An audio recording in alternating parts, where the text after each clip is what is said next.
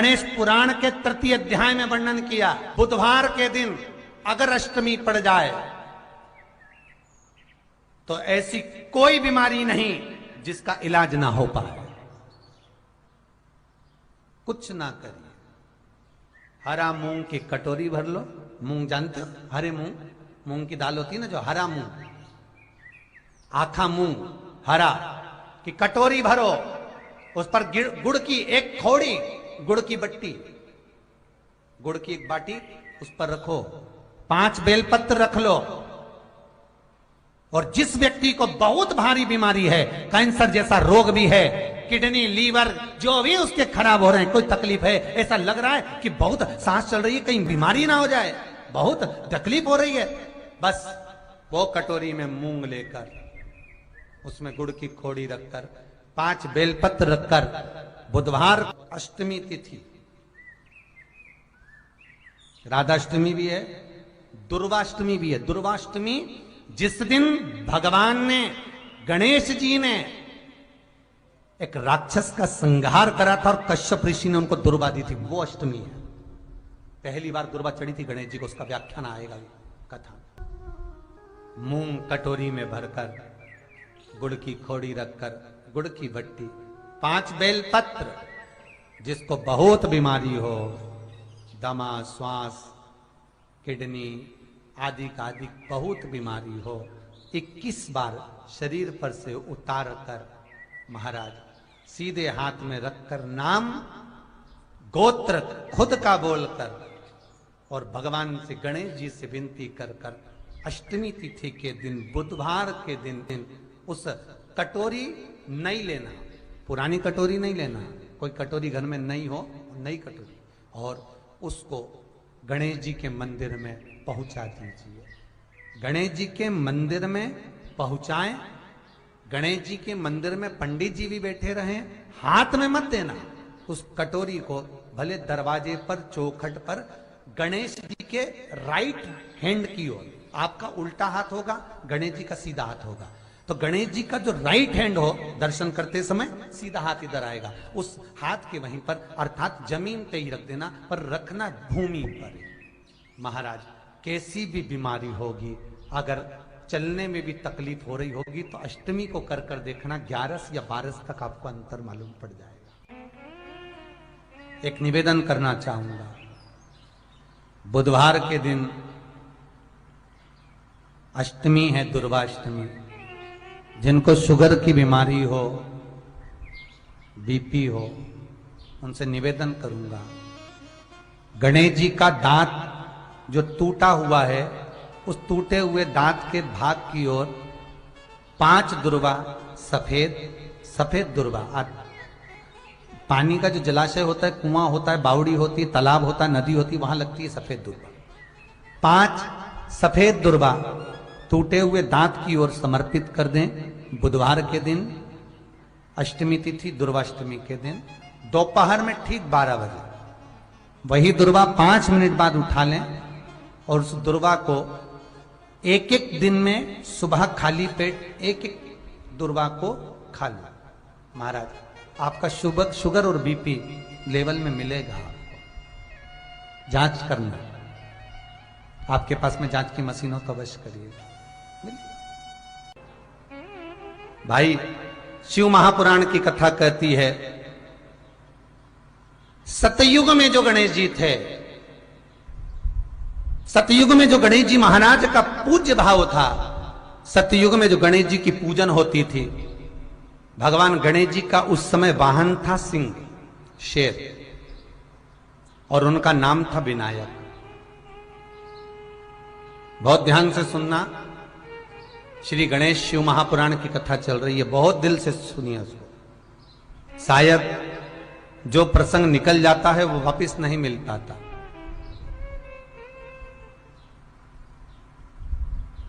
सतयुग में जो गणेश जी महाराज का पूजन किया गया, सतयुग में जो गणेश जी महाराज प्रकट हुए, सतयुग में जो गणेश जी का स्मरण करा गया, उनका वाहन है सिंह। शेर पर श्री गणेश जी महाराज बैठते थे महाराज, और उनका नाम है विनायक। त्रेता में जो गणेश जी महाराज का पूजन हुआ, श्री राम जी महाराज ने त्रेता में आकर जो विनायक का पूजन करा है, श्री गणेश जी महाराज का स्मरण करा है। शंकर के शिवलिंग का पूजन जहां पर भगवान राम करते हैं, उसी के ठीक सम्मुख में अगर आप कभी रामचरितमानस का स्मरण करेंगे, राम दर्शन करेंगे, तो उसी के सम्मुख में श्री विनायक श्री गणेश जी महाराज का त्रेता में जो दर्शन कराया गया, वो महाराज मयूरेश्वर भगवान गणेश जी का नाम पड़ा। क्या नाम पड़ा है? मयूरेश्वर। यहां पर भगवान गणेश जी का वाहन मोर हुआ, मयूर हुआ, इसलिए गणेश जी का एक नाम होता है मयूरेश्वर भगवान गणेश, मयूरेश्वर विनायक भगवान गणेश। तीसरा वर्णन आया द्वापर में। द्वापर में भगवान श्री गणेश जी का नाम गजानंद हुआ और इनका वाहन चूहा हुआ। Clinically proven PediaSure. Clinically proven PediaSure दे 4 गुना ग्रोथ इंप्रूवमेंट। अब पीडियाश्योर के 375 ग्राम पैक पर पाइए 110 रुपए की छूट।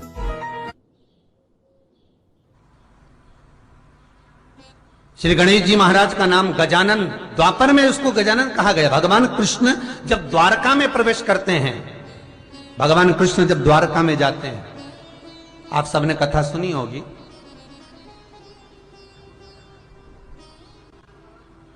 आप सभी ने स्मरण किया होगा कि जिस द्वारका में भगवान कृष्ण विराजमान होते हैं, ये द्वारका मेरे कृष्ण की नहीं थी। जिस द्वारका में भगवान कृष्ण विराजमान हो रहे हैं, ये द्वारका मेरे कृष्ण की नहीं है, ये राजा अनर्थ की है। राजा अनर्थ कौन? वो अनर्थ जिनके पिता एक बार अपने बच्चों को अपनी प्रॉपर्टी का हिस्सा कर रहे थे, जायदाद बांट रहे थे,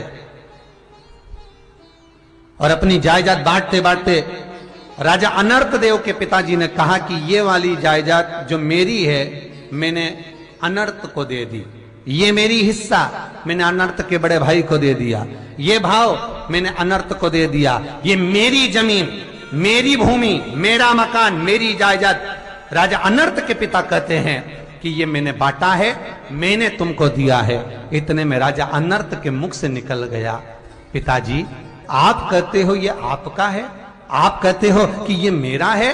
राजा अनर्थ कहते हैं, पिताजी ये आपका नहीं, ये तो श्री हरि भगवान विष्णु का है, ये भगवान नारायण का है। इतने में राजा अनर्थ के पिता को क्रोध आ गया, और राजा अनर्थ के पिता को जब क्रोध आया, गुस्से में लाल होकर राजा अनर्थ के पिता ने कहा, मैं तुझे श्राप देता हूं, तू अपने पिता के सामने ऊंचे स्वर में बोला है और मेरी जायदाद को तू श्री हरि की जायदाद बताता है। मैं तुझे श्राप देता हूं अनर्थ, इस भूमंडल में, पृथ्वी पर, पूरे ब्रह्मांड में, पृथ्वी के ऊपर तू अगर रहेगा तो जलकर समाप्त हो जाएगा, क्योंकि यह संपूर्ण पृथ्वी मेरी है, मैं इसका हिस्सा करने वाला हूं। महाराज भागवत जी में आपने यह प्रसंग बड़े प्रेम से सुना होगा। जितने भी श्रोता भाई बहन ऑनलाइन इस कथा को सुन रहे हैं, फेसबुक यूट्यूब पर, टीवी चैनल के माध्यम से, बहुत ध्यान से सुनिए। राजा अनर्थ को पिता ने श्राप दिया, 24 घड़ी के अंदर तू अगर पृथ्वी पर कहीं रहा तो जलकर भस्म हो जाएगा। राजा अनर्थ उसी समय पर समुद्र में कूद गए, पानी में कूद गए। क्यों? क्योंकि राजा अनर्थ के पिता ने कहा था भूमंडल पर, पृथ्वी पर कहीं रहेगा तो जल जाएगा, तो पानी में रहूंगा तो जलूंगा नहीं।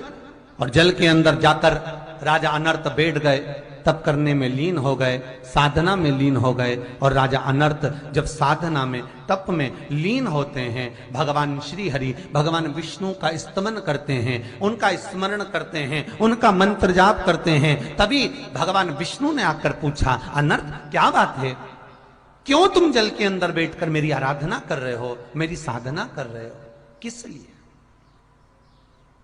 क्यों, क्या कारण है तुम्हारा?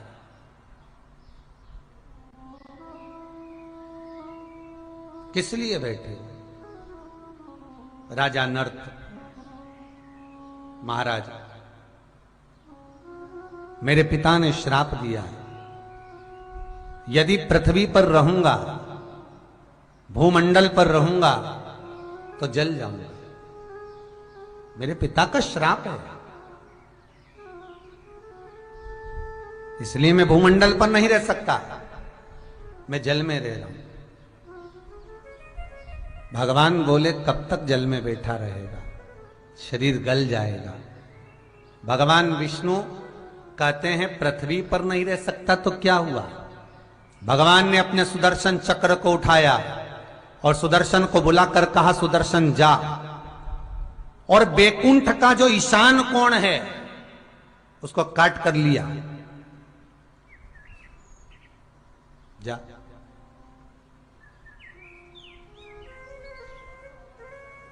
बैकुंठ का जो ईशान कोण उसको काट लिया और गया। सुदर्शन चक्र जैसे ही पहुंचकर बैकुंठ का चौथाई भाग ईशान कोण काट कर लिया और लाकर भगवान सुदर्शन चक्र के ऊपर वो बैकुंठ का हिस्सा रखा हुआ घूम रहा था। भगवान ने तुरंत उसको जल के ऊपर ठहरा दिया।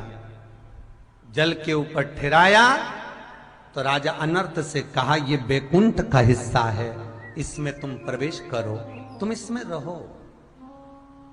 जैसे ही वो बैकुंठ का हिस्सा समुद्र में रखा, पानी में डूबने लगा। जैसे ही डूब रहा था, भगवान ने अपना सुदर्शन चक्र फिर नीचे से दे दिया और उसको सुदर्शन के ऊपर लाकर ठहरा दिया।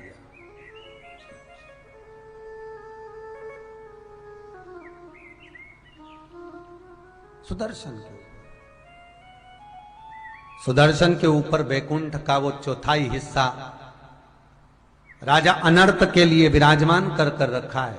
वो घूम रहा है, सुदर्शन चक्र जैसा घूम रहा है, वैसे ही वो हिस्सा घूम रहा है। राजा अनर्थ से कहा, तुम इसमें प्रवेश कर जाओ, भूमि पर रहने की जरूरत नहीं, तुम्हें पानी में ही रहना है, जाइए निवास करिए। राजा अनर्थ उस घूमते हुए हिस्से का द्वार ढूंढ रहे थे।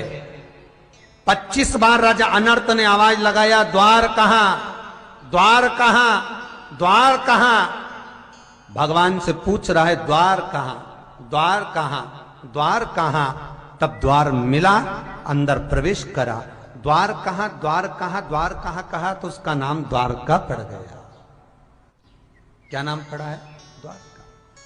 राजा अनर्थ उसमें रह रहा। अनर्थ के बाद में उसके पुत्र रेवत का राज्य आया, जिनकी कन्या का नाम था रेवती। राजा रेवत ने विचार करा कि मेरी बेटी का विवाह करना, पर विवाह तो करूंगा पर वर ऐसा होना चाहिए जो इसके बराबर का गधा युद्ध में प्रबल हो। अब गदा युद्ध में प्रबल हो तो शनि महाराज भी गदा युद्ध में प्रबल थे, यमराज गदा युद्ध में प्रबल थे। सारे के सारे रेवती से विवाह करने के लिए आए और माता रेवती गदा युद्ध में शनि महाराज को, यमराज को मार मार कर भगा देती है। अब रेवत को चिंता लग गई। भगवान शिव के पास रेवत जाते हैं, भोलेनाथ से जाकर निवेदन करते हैं, हे शंकर, हे त्रिकालदर्शी, हे कैलाशी, हे अविनाशी, कृपा करिए, करुणा करिए। आप कृपा करेंगे तो रेवती का मंगल विवाह होगा। शंकर भगवान ने उसी समय रेवत से कहा, रेवत आप ब्रह्मदेव के पास जाओ, क्योंकि ब्रह्मा ने सबकी लेखनी लिखी है। कौन कुंवारा रहेगा, किसका विवाह होगा, कौन कब मरेगा, कौन जिएगा, ये ब्रह्मा ने निश्चित कर रखा है। हमने ब्रह्मा को कार्यभार सौंप रखा। जाओ आप। राजा रेवत ब्रह्मदेव के पास में गए, ब्रह्मा से जाकर निवेदन करा, ब्रह्मदेव मेरी बेटी रेवती का विवाह करना। रेवती का विवाह? हाँ, तो आप एक काम करो, बलभद्र जी से कर दीजिए, बलराम जी से। ठीक है महाराज। तो रेवती कहां सतयुग की और बलभद्र जन्मेंगे द्वापर में।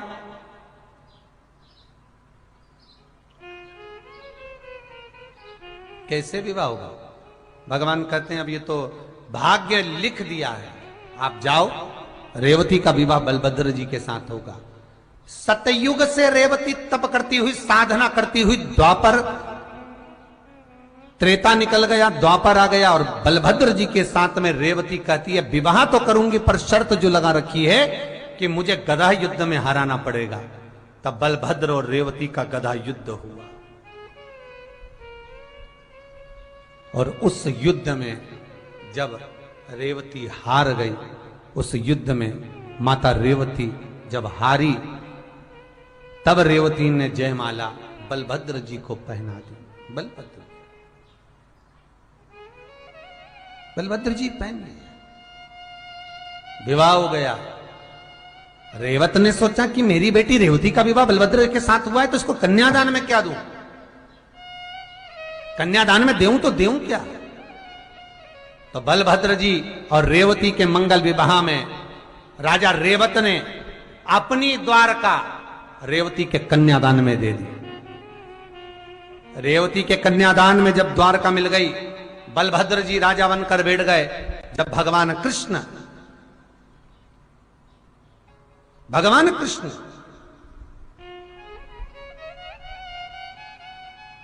जब रुक्मणी के साथ में विवाह कर रुक्मणी को भगाकर जब द्वारका में लेकर आए, तो ब्राह्मणों ने कहा कि यहां रुक्मणी जी का कन्यादान कौन करेगा। अगर बलभद्र जी कह रहे हैं कि रुक्मणी जी की शादी करो कृष्ण के साथ में द्वारका में आकर, तो भगवान कृष्ण भगाकर तो लेकर आ गए, पर विवाह करने के लिए, कन्यादान करने के लिए कौन आएगा? राजा भीष्मक आ नहीं सकता, रुक्मणी जी के भाई आ नहीं सकते, कन्यादान कौन करेगा? तब माता रेवती कहती है कि कृष्ण जी के बड़े भाई बलभद्र के सामने ये रुक्मणी, जो छोटे भाई की पत्नी है, ये बेटी के तुल्य होती है। क्यों ना? रेवती कहती है कि बलभद्र और हम कन्यादान कर दें, और रेवती और बलभद्र रुक्मणी जी का कन्यादान करते हैं। तो रेवती ने बलभद्र जी से पूछा कन्यादान में क्या देंगे? बलभद्र जी बोलते हैं मैं क्या बताऊं कि क्या देंगे, तू बता कि क्या देना है। रेवती कहती है ये द्वारका कन्यादान में रुक्मणी को दे देते हैं, कृष्ण को दे देते हैं। अपन मथुरा के राजा और कृष्ण द्वारका के राजा, इसलिए आज भी मथुरा के राजा हैं भगवान दाऊ जी महाराज, ब्रजमंडल के राजा, और कृष्ण राजा हैं द्वारका के। कृष्ण राजा हैं द्वारका के। यहां शास्त्र कह रहा है द्वापर में भगवान गणेश जी महाराज, विनायक देव भगवान श्री गणेश चूहे पर बैठते हैं, और इनका नाम गजानंद है। गजानंद नाम का स्मरण किया। भगवान कृष्ण जब जिस समय पर जरासंध के साथ युद्ध लड़ते हैं और काल्यावन भगवान के पीछे भागता है, मुचकुंद को भगवान अपना ऊपर ना उड़ा देते हैं, और भगवान कृष्ण मुचकुंद को ऊपर ना उड़ाए, और तब काल्यावन ने आकर लात मारी। मुचकुंद के नेत्र द्वारा जब काल्यावन जलकर भस्म हुए, तब भगवान कृष्ण जब द्वारका में प्रवेश करे, तो सबसे पहले प्रवेश करते समय भगवान कृष्ण ने द्वारका के दरवाजे पर श्री गजानंद महाराज का स्मरण करा। इसलिए आज भी द्वारका के गेट के पास में श्री गणेश जी महाराज का मंदिर है। आज भी शास्त्र कह रहा है। बहुत सुंदर प्रश्न बहन आपने करा। सतयुग में सिंह वाहन विनायक, त्रेता में मोर वाहन मोर ध्वज, द्वापर में चूहा वाहन गजानन, और जब कलयुग अपने घोर प्रभाव में आएगा, कलयुग जब अपना असर पूर्ण दे देगा, तब श्री गणेश जी महाराज घोड़े पर विराजमान होंगे और उनका ध्रुमकेश नाम पड़ेगा। ये गणेश पुराण में श्री वेदव्यास जी वर्णन कर दिए महाराज। ध्रुमकेश और उनका वाहन होगा घोड़ा। अभी चूहा है, फिर घोड़ा वाहन होगा। जब घोर कलयुग आएगा, हर जगह पर हाहाकार मच जाएगा, मनुष्य की आकृति छोटी होती चली जाएगी, मनुष्य की आकृति बहुत छोटी होती चली जाएगी, तब भगवान श्री गणेश जी महाराज स्वयं ध्रुमकेश होकर घोड़े पर विराजमान हो जाएंगे।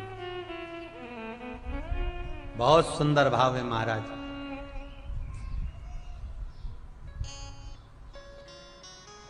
शिव, गणेश, कार्तिकेय का जो नाम कीर्तन है, नाम जाप है, वो जीवन का सुख देने वाला,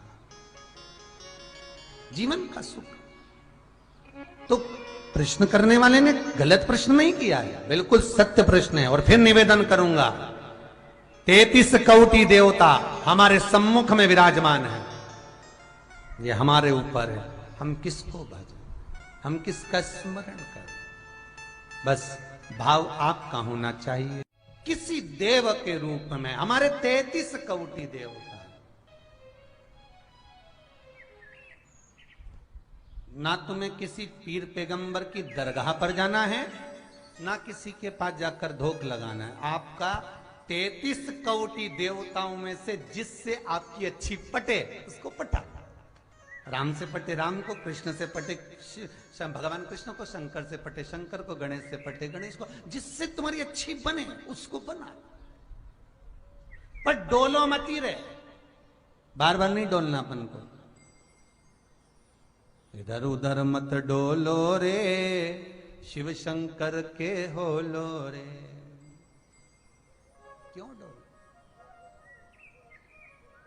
कभी यहां कूद गए, कभी वहां कूद गए।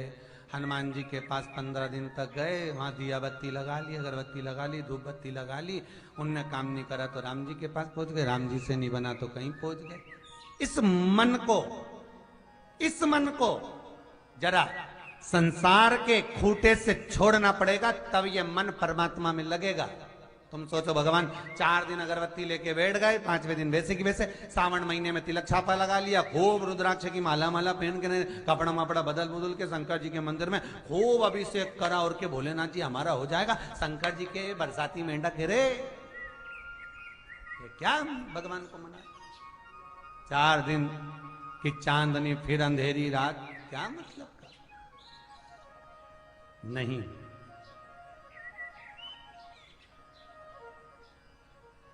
भगवान से जो प्रीत लग जाए, भगवान से जो रम जाए।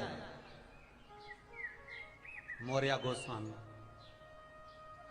क्या नाम है? मौर्य गोस्वामी। कर्नाटक के एक छोटे से गांव में मौर्य गोस्वामी रहते थे। कर्नाटक के छोटे से गांव। ये दुनिया के लोग बोलते हैं गणपति बप्पा मोरया, इसका मतलब क्या है? ये मौर्य नाम गणेश जी के आगे क्यों जुड़ा? शिव महापुराण में तो ये कहीं नहीं लिखा कि गणपति बप्पा मोरया।